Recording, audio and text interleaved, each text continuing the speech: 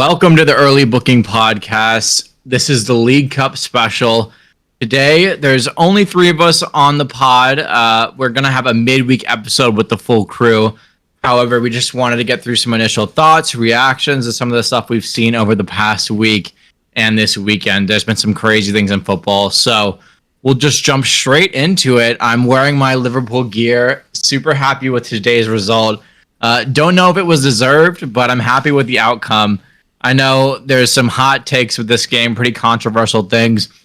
Probably the most disallowed goals I've ever seen. I know VAR disallowed 2 goals, but there were so many called off by the sideline official, the referees.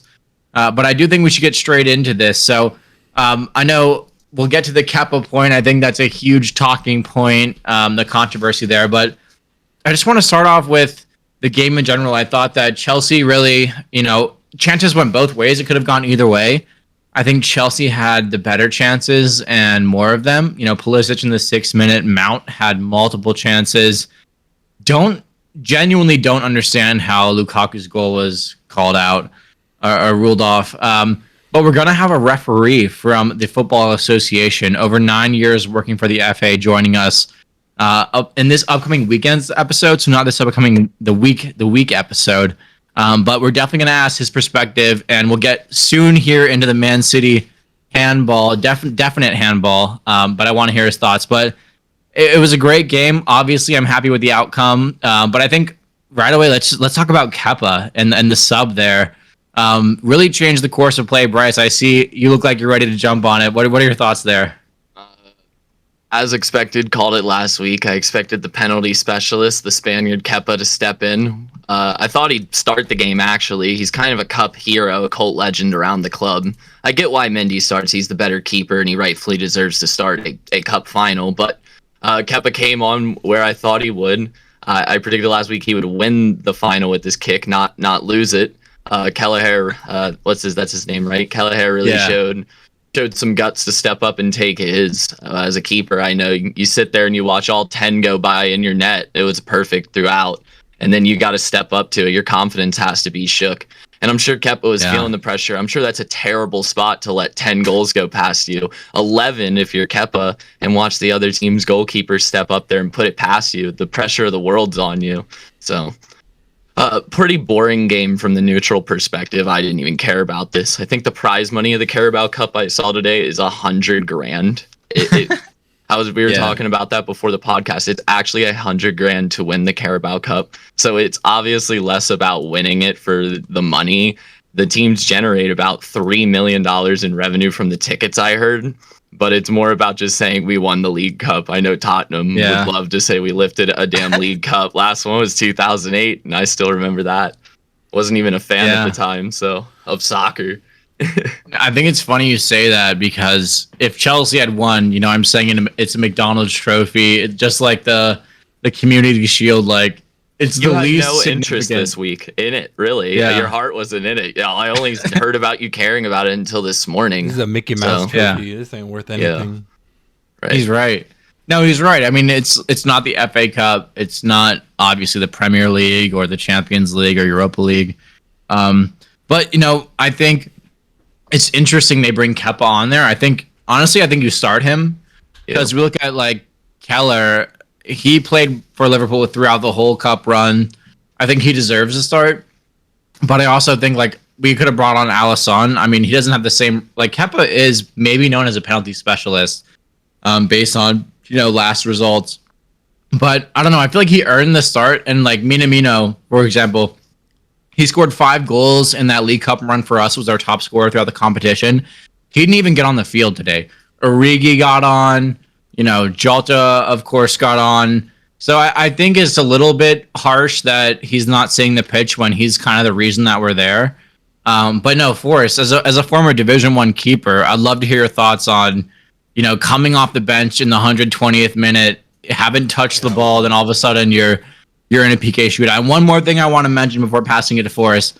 I think going with your laces is a big mistake there for Kepa.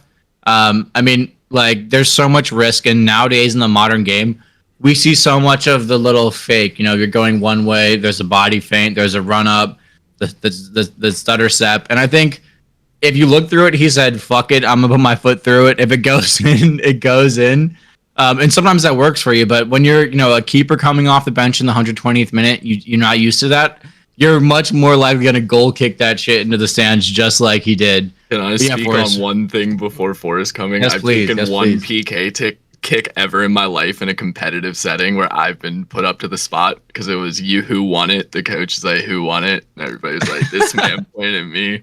I stepped up to it, and my first thought was, I've taken hundreds of these on my own, learning to kick the damn ball. But in this moment, I'm just going to put my boot through it. And I'm going to let fate take hands. And I think the moment got to him, man. You let 10 penalties go. 11 penalties. How much confidence would you have after you're known as a penalty specialist and you've done nothing to prove that? They team subbed you in. Your whole point is they brought you on as this go-to man, and you've done nothing but let the team down so far. And you only can do one thing, and that's continue it and get back in goal and stop some more shots. So, Forrest, please enlighten me. Yeah, so when you're taking penalty kicks, the best thing you can do as a goalie to counter them, there's a couple of things. You can kind of get off your line beforehand, but they're pretty strict about that now, where you want to kind of get an early jump off the line so you can cut the angle and, basically mathematically make the goal smaller from where you can save it. And then they kind of have that reading ability where you can kind of read where the if you've watched a player a lot, you can kind of read their hips on where they're going to go with the ball. And they try to counteract that with their stutter step, which kind of slows it down. So they do one just quick movement, so you can't really have time to react.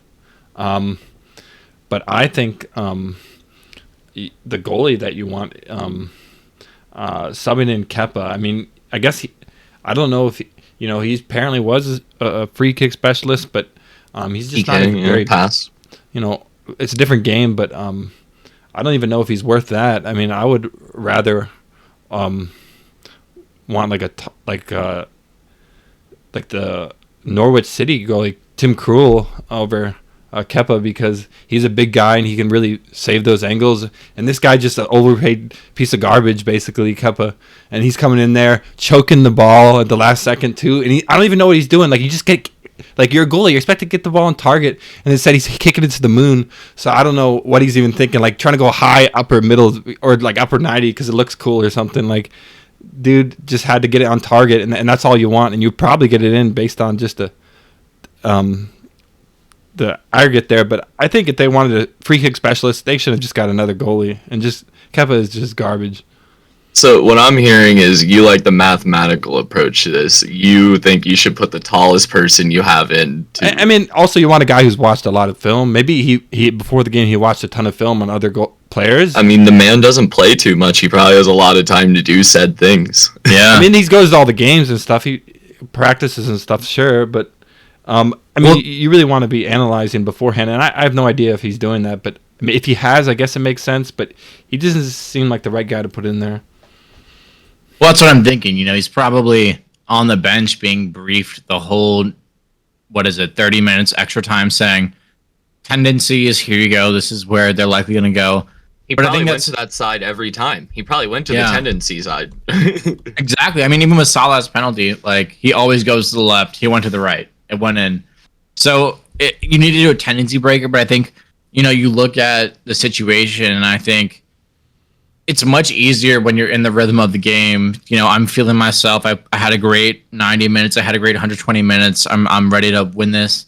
Then getting subbed in and saying, all right, now win us the game. Be like, this is your job.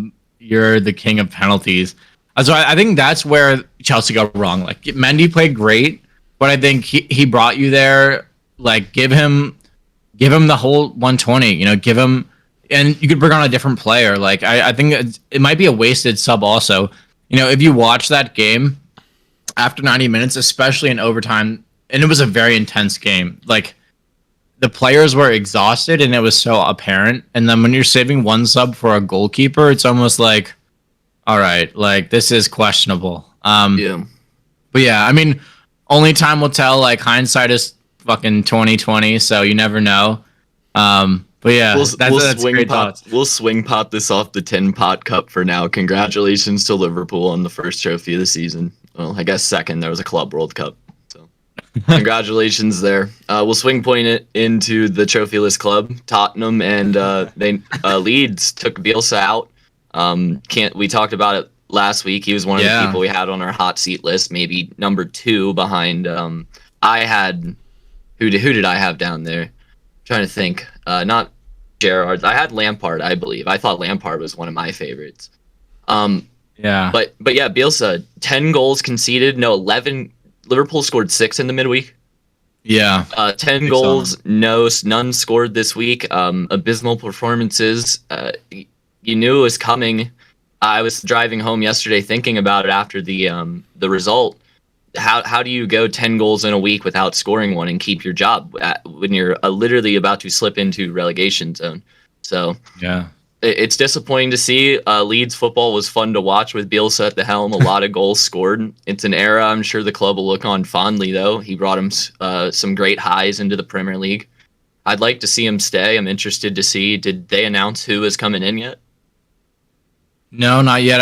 I almost wonder. I feel like usually mid-season, there's no interim manager unless you're like a Big Six, a top 10 comfy club. They're gonna bring in someone like a Pulis, like an Allardyce, someone who's been there, done that, just to see him through to the season and get them there next year.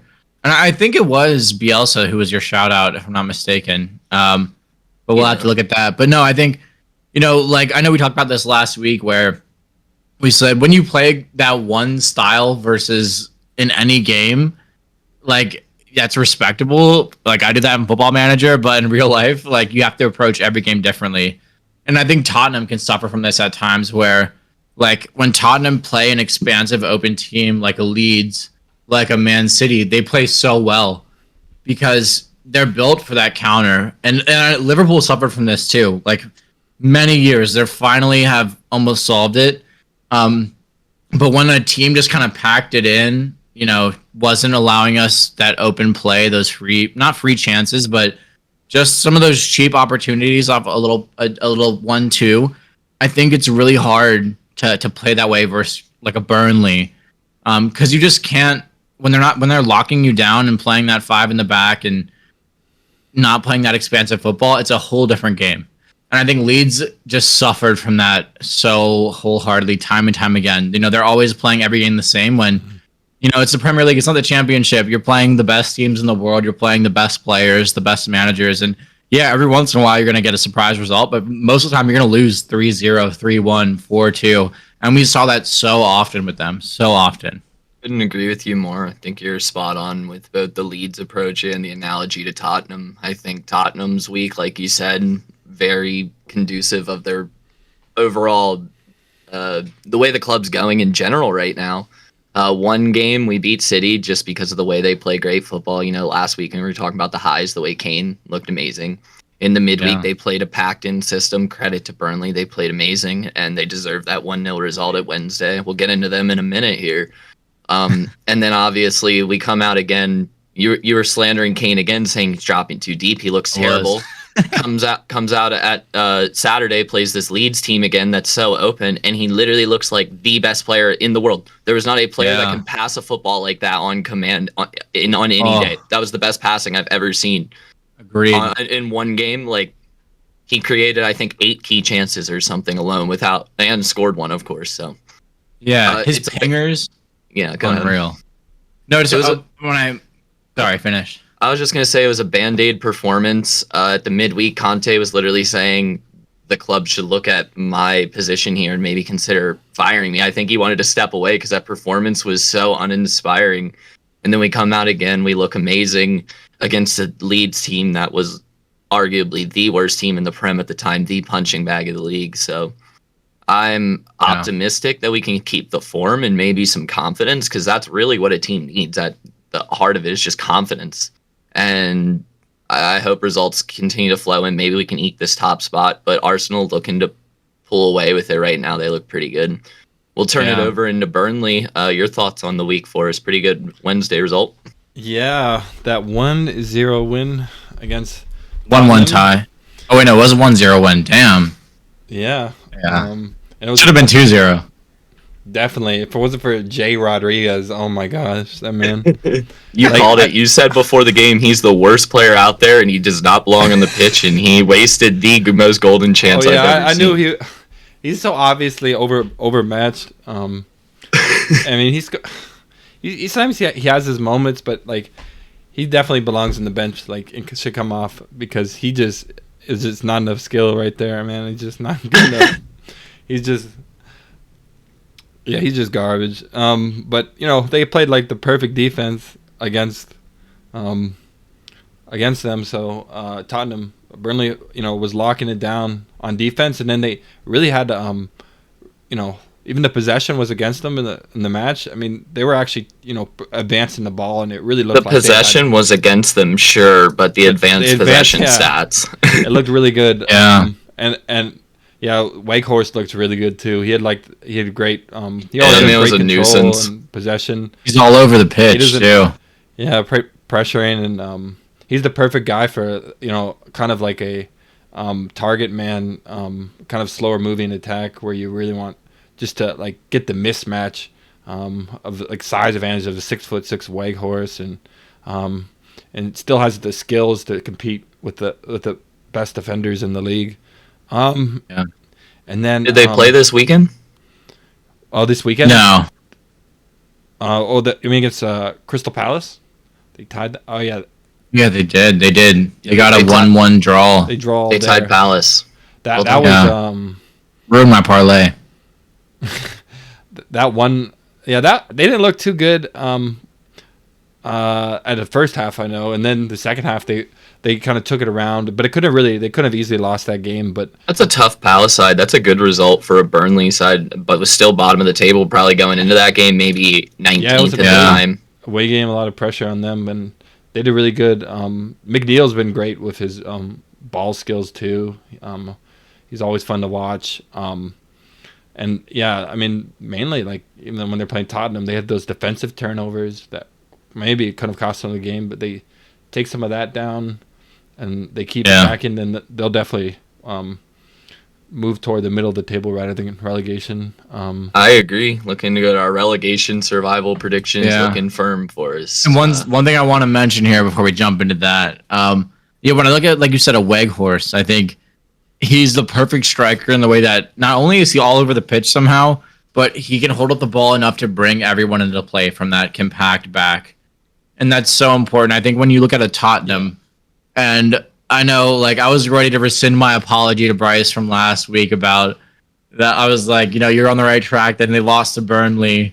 But then, I look at Tottenham and some of the problems that they have playing. I think we mentioned, like Bryce mentioned it, Harry Kane can pass it better than any midfielder in England. I think he's literally insane on the ball. So I see why he wants to drop deep. And I almost think the perfect formation for a Tottenham is like a 4-2-3-1, where Son is the striker, Kane is kind of a center forward attacking midfielder, because he's willing to drop deep, he's willing to put in a challenge. Then Kulusevski and I guess Bergwijn on the left. And then Højbjerg can do his job as that sitting on top of the defense. I think he was exposed in the Burnley game playing this pivot number 8 role where he had to advance possession, make the progressive pass, go around a defender. That's not who he is. I don't think you should ask that of him. And like when you play a 4-2-3-1, I think you can play a more attacking almost CDM like Bentancur. It would be perfect right there. But I do think it's so interesting to watch the different tactics. Like Burnley and Tottenham are so similar but so different. But I almost feel like they could learn from each other. But no, like I think you said, like they're in a good spot, Burnley right now, and I know there's some teams just totally falling down the table right now. So I think Burnley and Newcastle are going to survive. But I'd love to get in that relegation talk. I know, Bryce, you're about to mention it.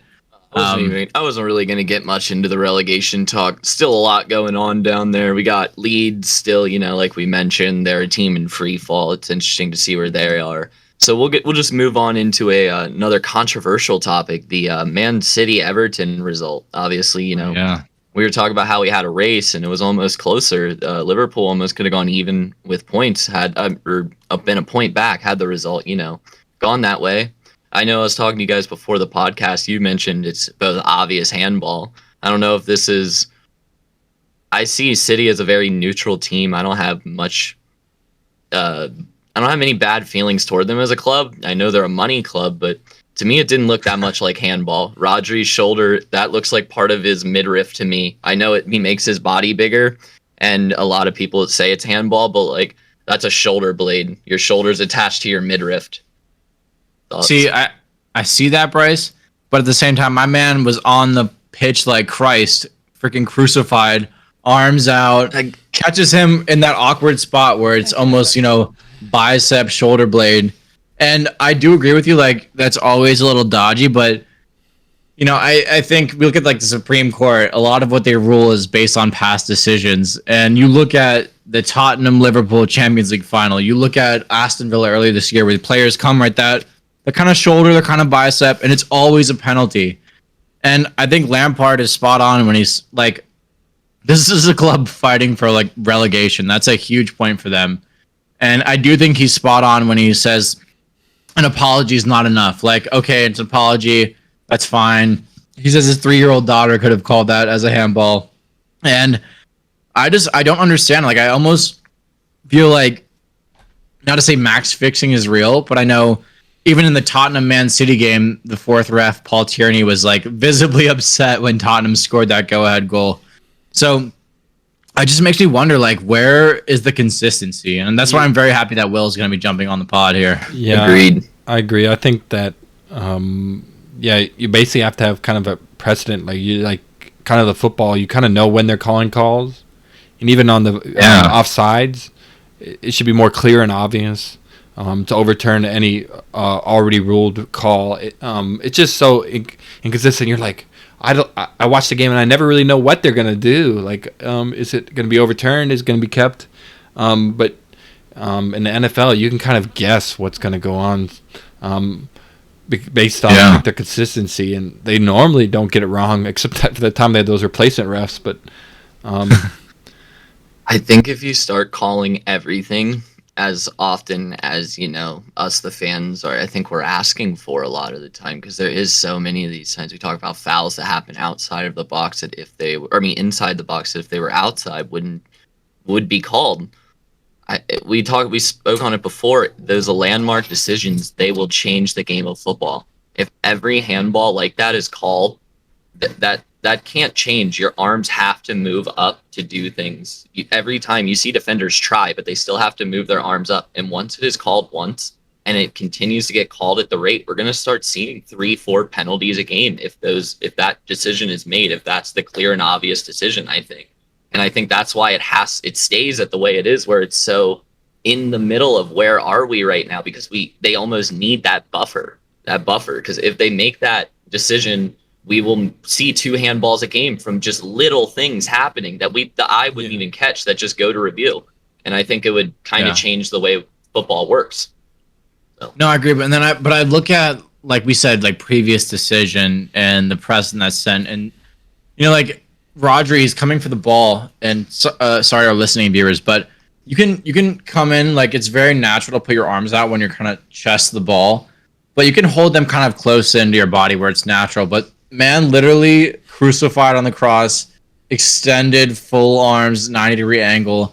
And like, I think I totally agree where there needs to be that consistency. And I just think it's unfair the way they've been calling it in the past to not call that. It's like, and like Forrest said, it's so hard to, like, you never know what to expect when it goes to VAR. And I think like with the Lukaku goal, not like, I'm a Liverpool fan. I think we've had some harsh decisions the last 2 years. I can remember like a Firmino one that just made no sense.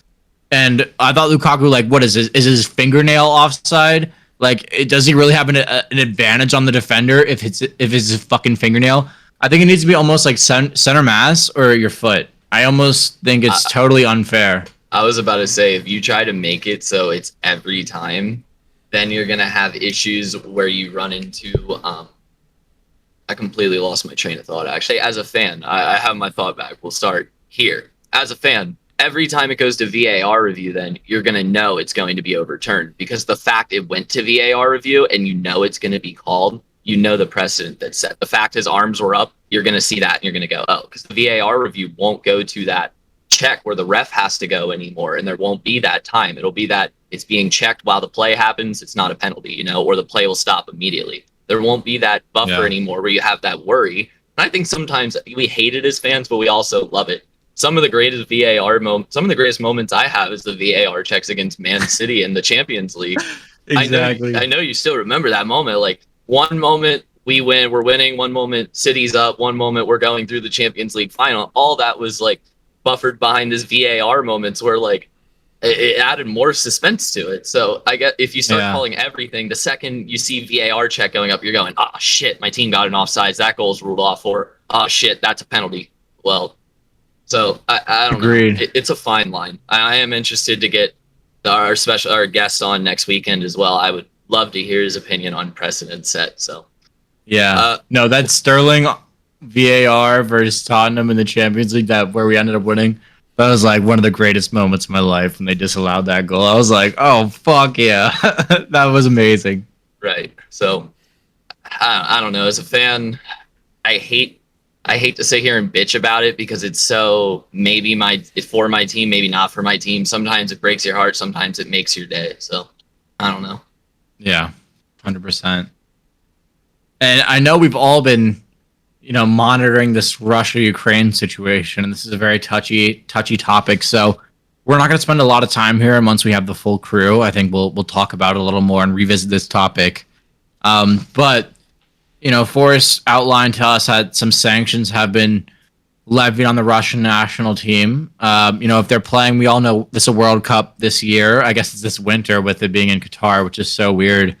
But they're going to have to play at a neutral ground without fans. They can't use the flag or play their national anthem.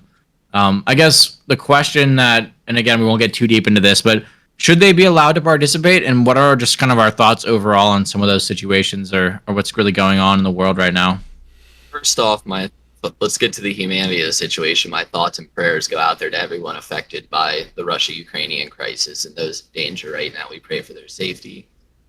Secondly, love to see the solidarity at the Man City Everton game for the two Ukrainian internationals. The way the players went out there and had the ceremony for them, and you could clearly see the emotion and the impact it had. You mentioned Zinchenko was crying before the game. Like, this is real life. Like, that's the thing we got to realize. It's happening across the pond right now to us, but this is real life. I think we should wait till we get Harry on here. I think someone living in the EU can shed some more light on the impact this is having. But to your point, Parker, I think the Russian players, while it's unfortunate that I think they should not be allowed to play football. I think I get it. I guess if they break away from the Russian Federation, which is what you say they're doing, but to me, they would have to almost defect from the country, because if you still claim that nationality and that is your home shit, then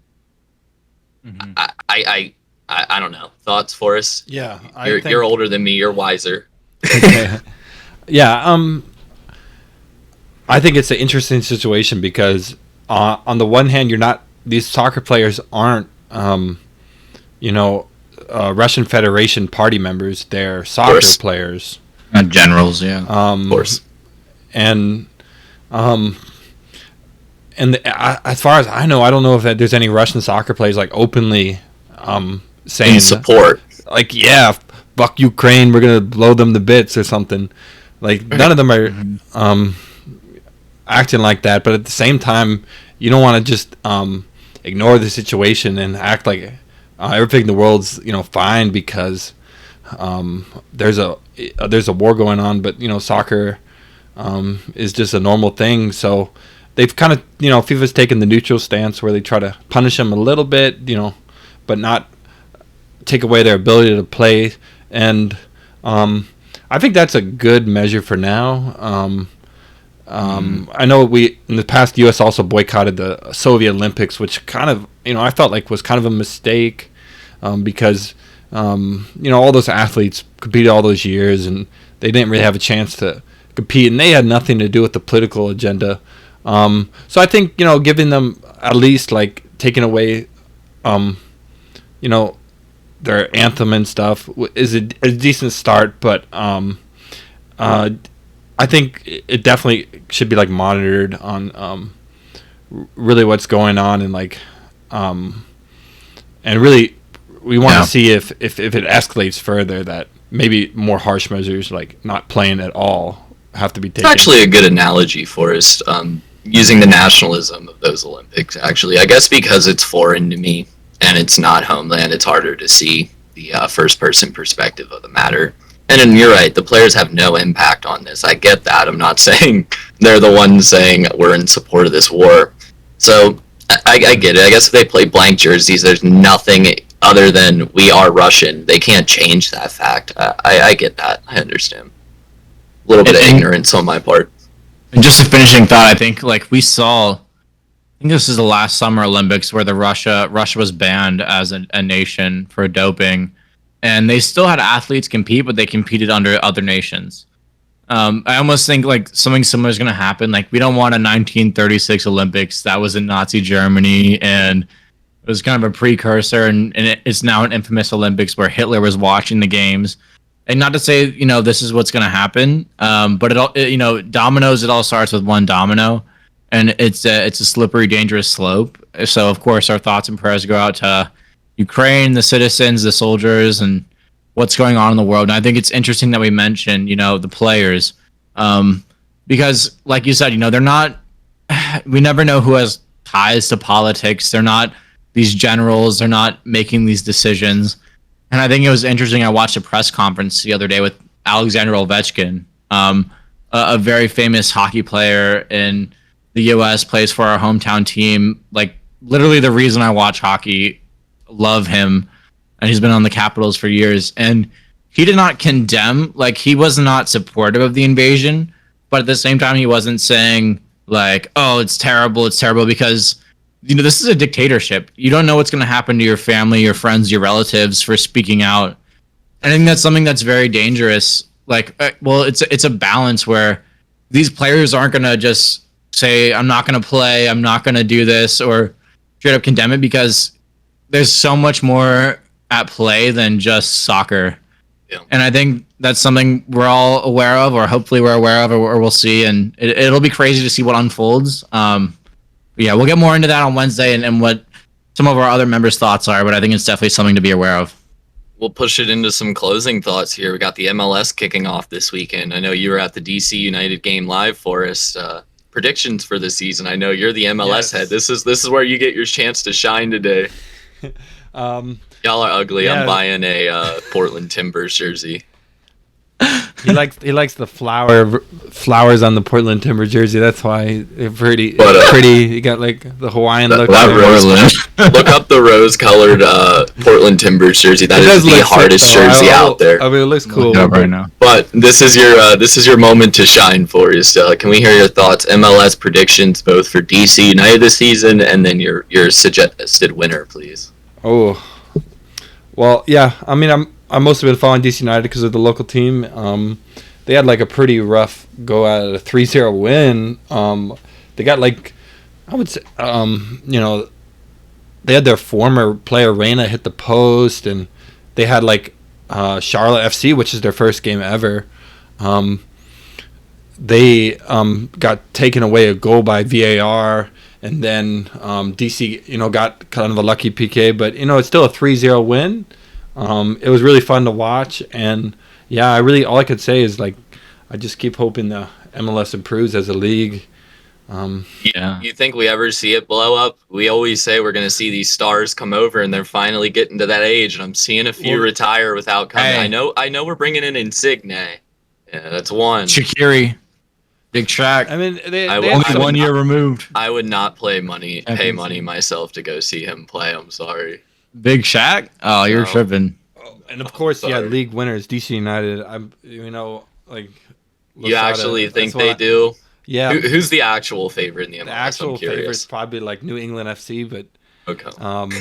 In reality, I'm sticking with my guns here. All right. Well, you've been on Burnley since we started this podcast, and they're like 3-1-0 right now. So I guess I shouldn't doubt you, bro. I'll just keep believing you.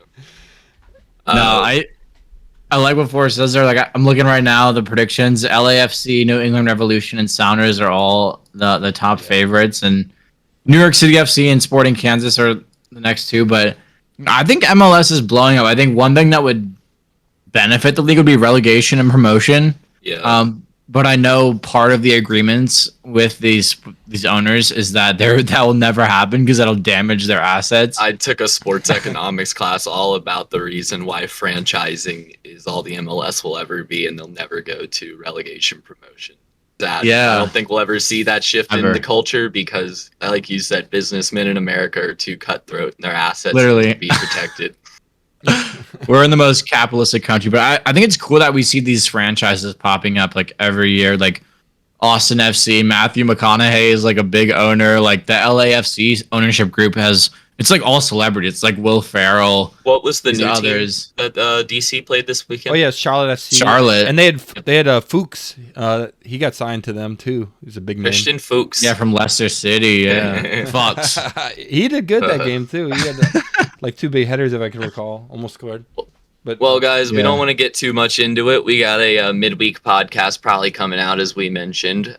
We look to get hopefully our friend and colleague Man U fan Koku. What's his podcast name again? Yes, the Checking VAR podcast, and I just got a text from it. Sounds like Wednesday we'll be recording, so expect that up on Thursday or so. And then, this upcoming weekend, I know we've teased it a few times, but we have an over 9-year veteran for the Football Association referee joining us. His name is Will O'Neill, and we're super excited to get into some of these decisions, VAR, and that episode will be recording next Sunday, debuting Monday, as the schedule goes. So thank you all for joining us. This has been the League Cup special of the Early Booking Podcast, and we're so excited for you all to tune in midweek next week and moving forward. Thank you for helping us set the tone.